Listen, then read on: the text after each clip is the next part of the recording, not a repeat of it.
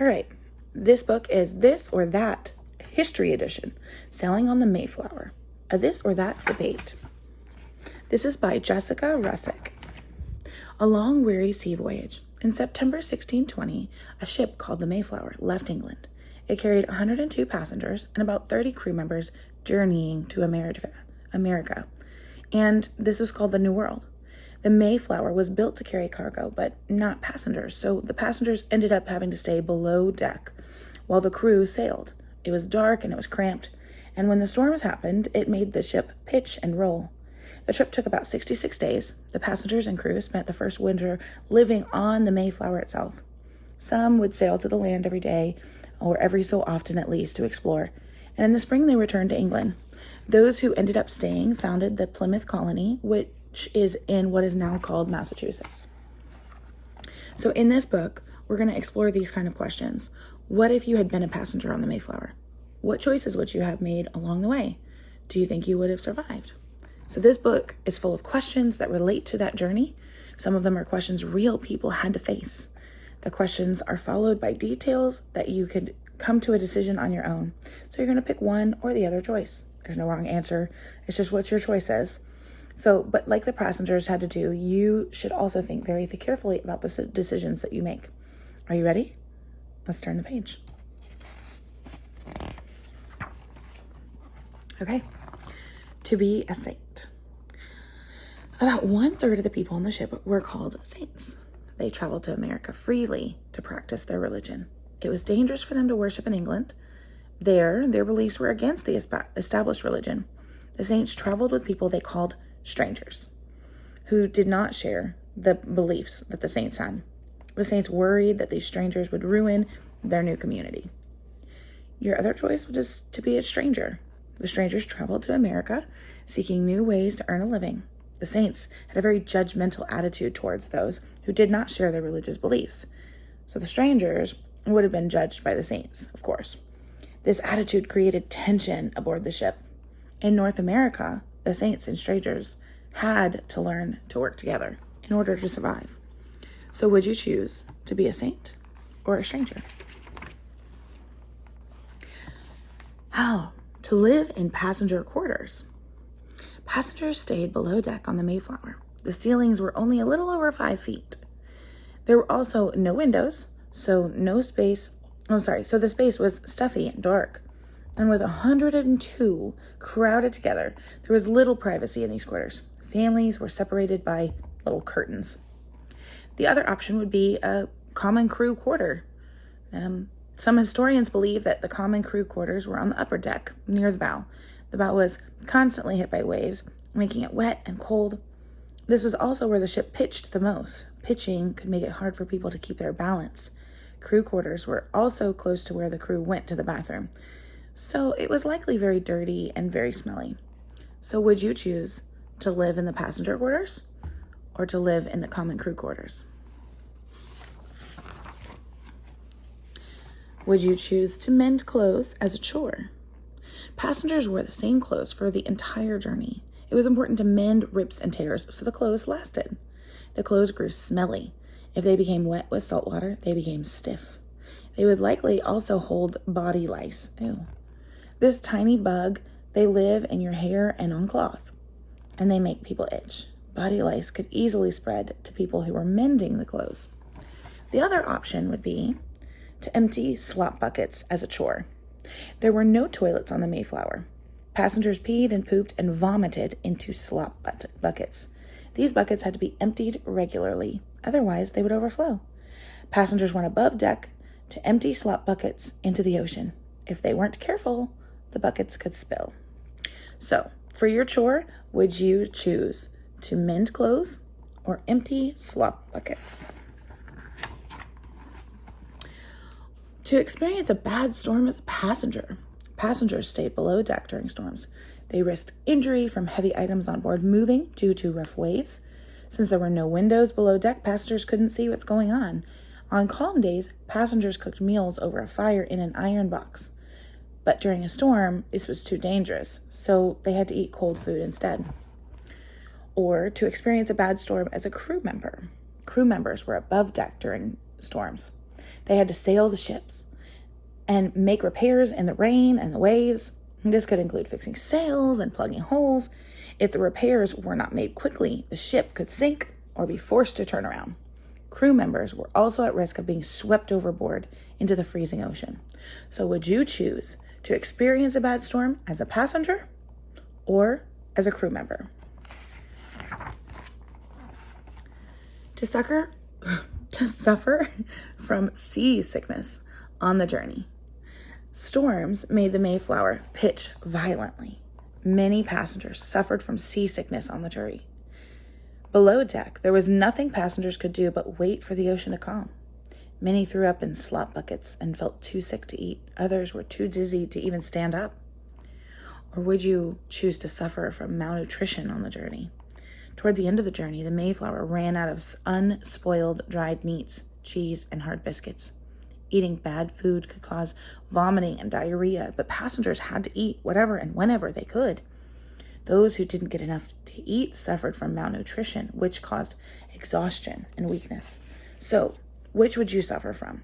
Seasickness on the journey or malnutrition on the journey? Dried cow tongue.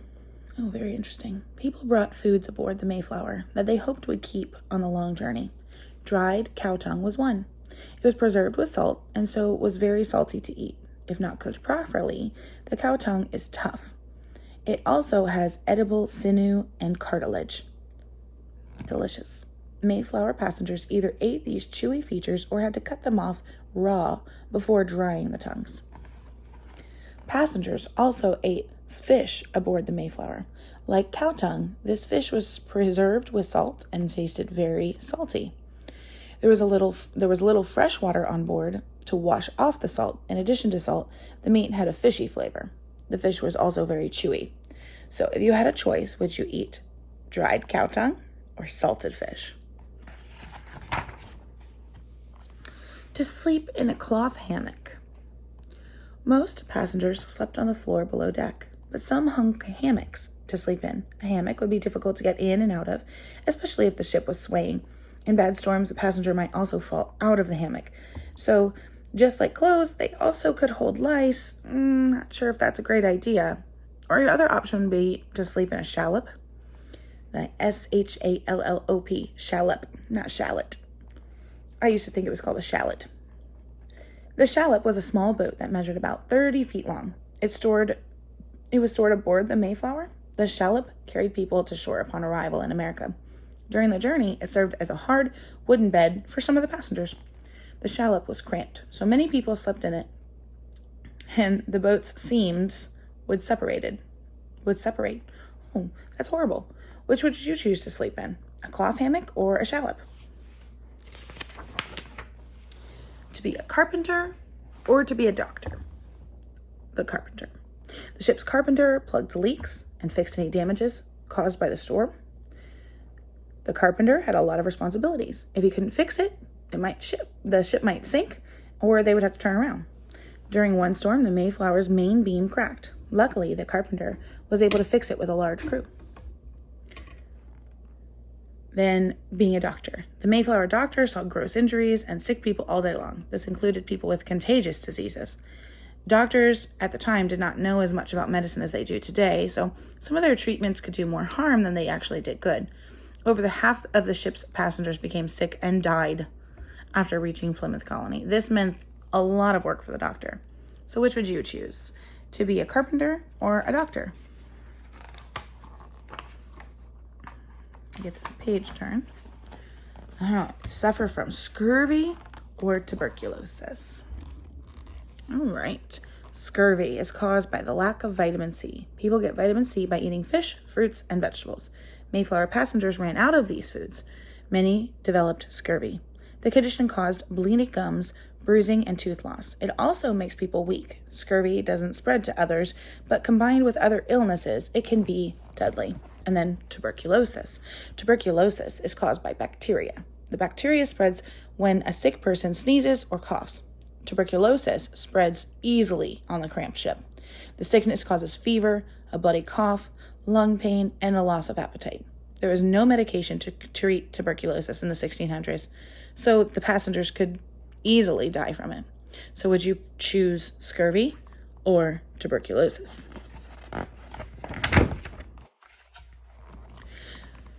Choices: to sail back and forth from ship to land, to help build the colony, or to stay only on the ship during the first winter. So, to sail back and forth. Men left the Mayflower to explore the land and find a place to settle. This meant steering in cold rivers, the small shallop. And because food supplies were low, it meant exploring with little food to actually restore the energy that they were using. On land, men could build bonfires for warmth, but they were exposed to all of the weather elements, and more so than the passengers who were on the ship. For the ones that stayed on the ship only, they stayed on board the entire winter upon their arrival in America. They spent time caring for sick people. They put these passengers at great risk, or this put these passengers at great risk of becoming sick themselves. The passengers would have gotten some heat from the fireboxes, which they were used to cook meals, but the ship's environment was still very cold and damp. So if you had a choice, would you sail back and forth from the ship to the land to help build the colony, or would you stay only on the ship during the first winter?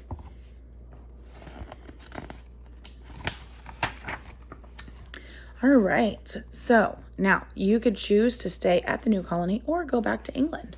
So if you stayed at the new colony, it would mean facing unknown life in a new place. The Plymouth colony was much different from England. Everything from the soil to the weather was brand new. Those who stayed built new homes and lives starting with few supplies and very little belongings. Staying also meant leaving behind any friends or family back in England who did not come along. But if you chose to sail back to England, crew members who sailed back to England had to make another long journey. Many were weak and sick, and they had fought for their lives during the winter.